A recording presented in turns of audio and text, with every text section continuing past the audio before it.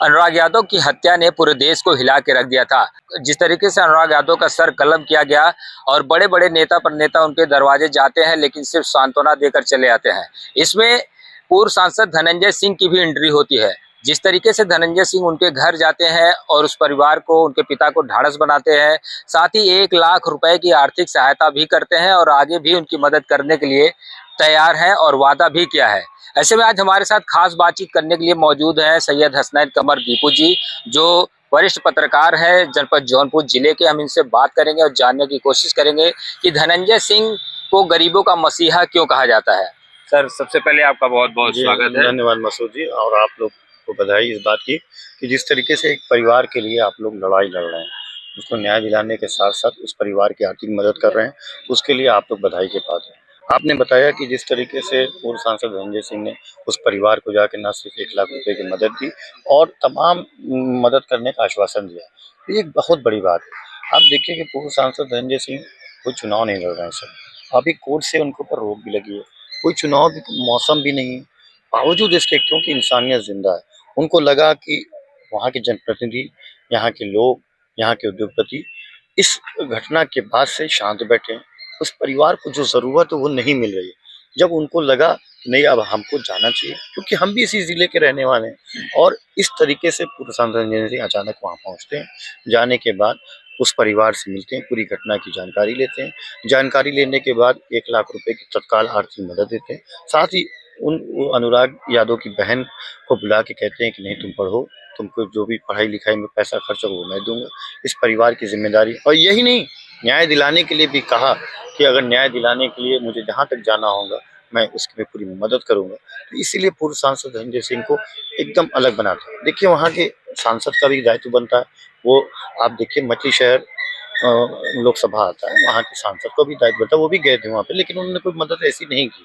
जबकि वो चाहते थे, कर सकते थे, वो अपने राष्ट्रीय अध्यक्ष समाजवादी पार्टी अखिलेश यादव जी से बात करके कुछ आर्थिक मदद कर सकते थे, इस मसले को हल करा सकते थे। वहाँ के स्थानीय विधायक हैं, उनके पास भी काफी राजनीतिक अनुभव है, वो भी कर सकते, उन्होंने क्यों नहीं किया, ये बड़ी बात है। जिले के हमारे जो है तो खेल मंत्री, वो भी मौके पहुंचे थे, उन्होंने हालांकि ये कहा कि हम न्याय दिलाएंगे, और पुलिस ने तारीफ की। पुलिस की कार्रवाई से बड़े बड़े लोग जो इसमें इन्वॉल्व थे, सबूत के आधार पर उनकी गिरफ्तारी हुई और वो जेल में है। लेकिन फिर भी कहीं ना कहीं, क्योंकि एक खिलाड़ी हमने खोया, इस देश ने, इस जिले ने एक होनहार खिलाड़ी को खोया, तो हमारा, आपका ये दायित्व बनता है कि उस परिवार के साथ खड़े हैं। और जिस तरीके से मीडिया पल पल उस परिवार के साथ खड़ी है, आपने देखा भी वहाँ पे उस जो जिस जमीन पर अवैध कब्जा था उसको हटाने की प्रशासन कार्रवाई कर रहा है। नोटिस भी जारी हुई थी, बुलडोजर प्रक्रिया जारी है, लेकिन सुप्रीम कोर्ट का कुछ आदेश आया, उस आदेश की वजह से ये कार्रवाई नहीं हो सकी। अब उस पे, क्योंकि सुप्रीम कोर्ट ने कहा कि नहीं, इसका भी घर या किसी भी संपत्ति को गिराया जाएगा तो उसको मौका दिया जाएगा, उसका भी जवाब दिया, तो जवाब शायद 25 तारीख को था, दे दिया गया है। अब इसको देकर, न्यायिक प्रक्रिया को देकर, सुप्रीम कोर्ट के आदेश को देखकर जिला प्रशासन अगली कार्रवाई करे। लेकिन जिस तरीके से न्याय मिलना चाहिए, अभी भी वो परिवार आप लोग के भरोसे, जर्नलिज्म के भरोसे वो आस लगाए बैठा है कि नहीं, आप लोग ने ही अनुराग यादव के परिवार को संजीवनी प्रदान की है कि आज वो परिवार इस तरीके से खड़ा है, और पूर्व सांसद धनंजय सिंह जैसे लोग सामने आ रहे हैं और आकर के उसकी मदद कर रहे हैं। संजय सिंह कोई ये नहीं है कि नफा नुकसान है। 2009 में मैंने देखा कि जब वो सांसद थे, एक लड़की थी सरिता सोनकर, और उसके फादर थे, उनका नाम बरसातू सोनकर, मुझे इसलिए याद है कि उसको गोमती नदी में फेंक दिया था। रात भर वो नदी पे, वो किसी एक पत्थर के सहारे उसने अपनी जान दी। सुबह जब वहाँ के लोगों ने देखा तो बताया, और उसके बोलेपन के तरीके से बताना कि मेरे पिता ने फेंका था, ऐसे इलाज नहीं करा पाया। उस समय सांसद धनंजय सिंह डीएसपी के थे और उन्होंने उसकी मदद की थी, उसकी पढ़ाई लिखाई का खर्चा उठाया। तो जनप्रतिनिधि का दायित्व उस समय उन्होंने निभाया। उसके बाद उसके अकाउंट में 20 से 25 लाख रुपए आए। आज वो सरिता सोनकर वो खुश है, ठीक है, सब कुछ है। तो ऐसी चीज प्रेरणा देती समाज को। तो हम ये नहीं कहते, ठीक है, हमारा जिला ऐसा है, तमाम लोग हैं, अगर इस परिवार के साथ सब लोग मिलके खड़े हो जाएं तो किसी की हिम्मत नहीं है कि उसका कोई बाल बाका कर सके। जिला प्रशासन अपना काम करे, जनप्रतिनिधि अपना काम करे, समाज सेवी अपना काम करे, उद्योगपति अपना काम करे, तभी एक अच्छा समाज बनेगा, और उसमें आप लोग आगे चल रहे हैं। धनंजय सिंह वहाँ के विधायक भी नहीं है और सांसद भी कुछ भी नहीं थे, लेकिन बावजूद उस परिवार की जाके 1 लाख रुपए की मदद करना, तो क्या क्या कहेंगे? यही तो मैं आपसे कह रहा हूँ कि आपसे मैंने कहा, इसके पहले चुनाव के पहले भी हम लोगों ने डिबेट्स कई बात की, कई चर्चा की। मैंने ही कहा था कि राजनेता का क्या काम होता है। आप देखिए 2014 तक पूर्व सांसद रंजय सिंह सांसद थे बीएसपी से। उस समय मुझे याद है कि बदलापुर में एक ब्राह्मण परिवार था, उसको काफ़ी पैसे इलाज की ज़रूरत थी, और उन्होंने तब प्राइम मिनिस्टर मनमोहन सिंह थे, तत्कालीन प्रधानमंत्री, उनसे बात करके करीब 50 लाख से ऊपर की मदद कराई थी। तो ऐसा कोई नहीं है, वो जात-पात धर्म से हट करके मदद करते हैं। ये नहीं देखते किस कास्ट का है, क्या है। आप जानते हैं तमाम चीज़ें कैसे राजनीति आजकल चल रही है। आज जो चर्चा होती है कि जाति का कार्ड खेला जाता है, धर्म मज़हब के आधार पर कुछ लोग राजनीति करते हैं। लेकिन धनंजय सिंह ने इसको नहीं देखा। जब धनंजय सिंह चुनाव लड़ते हैं, निर्दल चुनाव लड़ते हैं, तो क्यों इतना वोट मिल जाता है? क्यों अन्य दल उनसे घबराते हैं? इसी छवि से, क्योंकि सुख और दुख दोनों में इनकी अवेलेबिलिटी रहती है। सांसद, विधायक, मंत्री की अवेलेबिलिटी भले ही ना हो, लेकिन इनकी ज़रूर रहती है। यही वजह है कि ये 25 साल के इनके राजनीतिक करियर जो है, उसके बाद से ये बरकरार है। और आप देखिए, अब वो अभी चुनाव नहीं लड़ सकते क्योंकि कोर्ट की रोक लगी हुई है। तो ये भी नहीं कह सकते कि चुनाव के फायदा लेने के लिए तमाम, एक इंसानियत है, कहीं ना कहीं कुछ है, और वो उस लायक हैं। उनकी एक टीम मजबूत है, इसलिए जैसे ही उनको मालूम चला कि नहीं, मुझे इस परिवार की मदद करनी चाहिए, वो उस परिवार के साथ गए। मीडिया का जमावड़ा भी उन्होंने नहीं किया था, लेकिन मीडिया वाले, जैसे आप लोग को खबर मिल गई, आप लोगों ने खबर फ्लैश की, चलाया।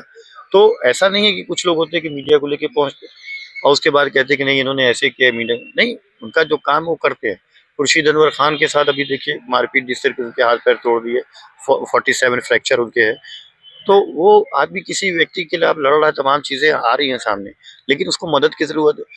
तो उनके लिए भी उन्होंने मदद की। बरसाती लाल कश्यप पत्रकार, उनको आप देखिए कि ट्यूमर था, कई दिन से वो भी उनके विधानसभा लोकसभा में नहीं आता, लेकिन वो परेशान था, तमाम लोगों से गुहार लगाई।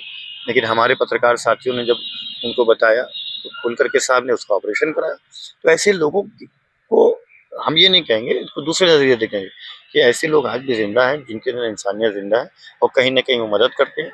और ये सब समाज के लिए अच्छी बात है, और लोगों को भी आगे आना चाहिए, जात पात धर्म से हट करके, जिसका दायित्व है उनको करना चाहिए। और हम मांग करेंगे सरकार से भी कि सरकार इस परिवार के साथ जो भी मदद हो वो करे, ताकि ये परिवार खुशहाल रहे।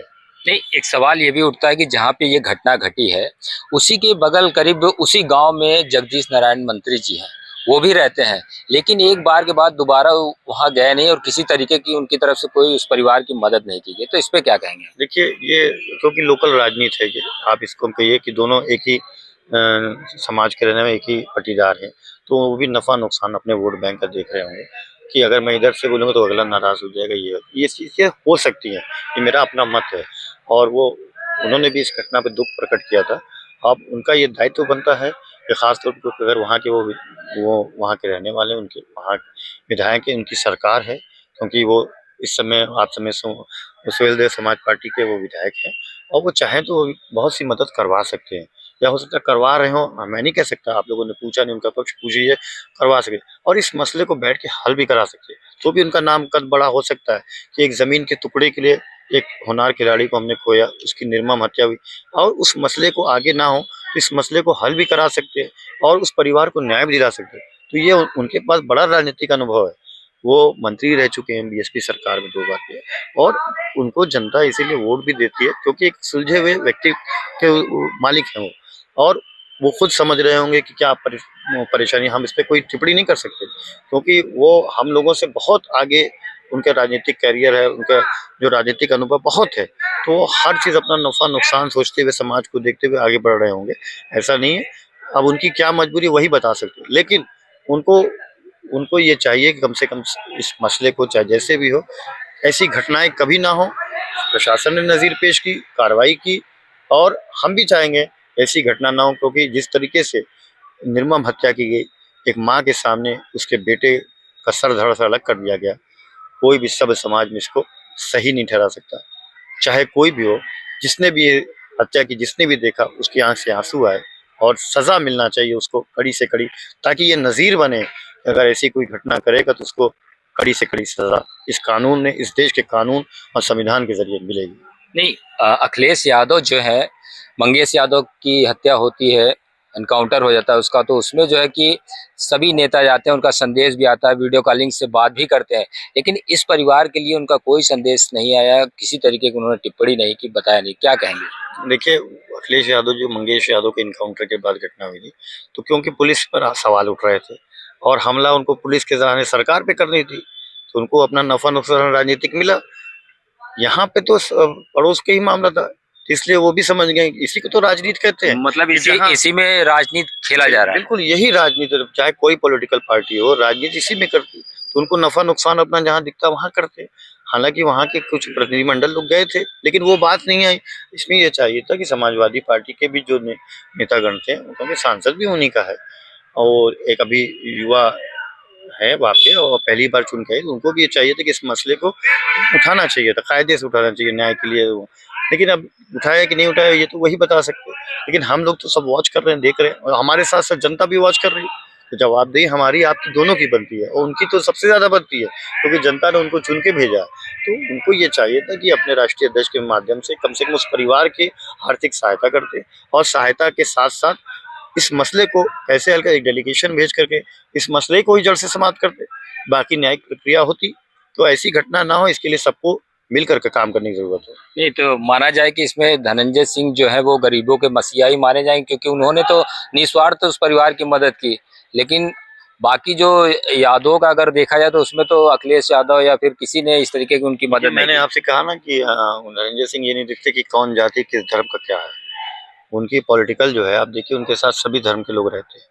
और आपको मैंने बताया कि जब वो सांसद थे, विधायक थे, तो भी सबकी वो मदद करते थे और ऑफ द ट्रैक हट करके अपने जो निजी खर्चे उससे भी मदद करते, क्योंकि उनके पास एक टीम है, एक नाम, एक ब्रांड है वो।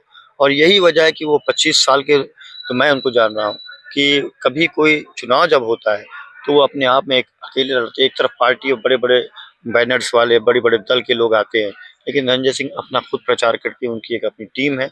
उसकी वजह यही है कि लोगों के सुख दुख में शामिल हो जाते हैं और यही उनको एक अलग बनाता है। इसीलिए कितने नेता आए, कितने चले गए, लेकिन धनंजय सिंह आज भी हैं, कल भी हैं और परसों भी रहेंगे। और जनता के दिलों पे इसी तरह वो राज करते रहे, क्योंकि उनकी एक पॉलिसी है, एक काम करने का तरीका है, यही उनको एक अलग बनाती है।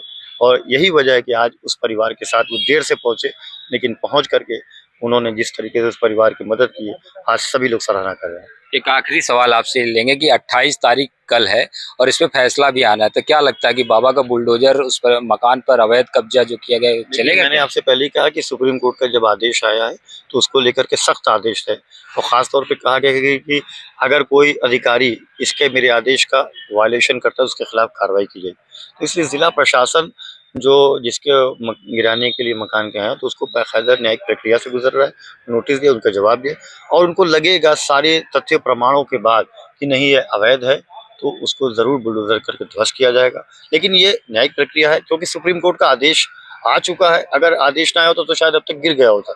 लेकिन जिला प्रशासन हर चीज फूक फूक कर कदम आके रख रहा है, क्योंकि उसको सुप्रीम कोर्ट में फिर जवाब देना पड़ेगा। इसलिए इसमें कोई जल्दबाजी नहीं कर रहा है। न्याय मिलेगा, देर से ही सही, लेकिन अनुराग यादव के परिवार को न्याय जरूर मिलेगा। जी, धन्यवाद हसनैन जी आपका बहुत बहुत।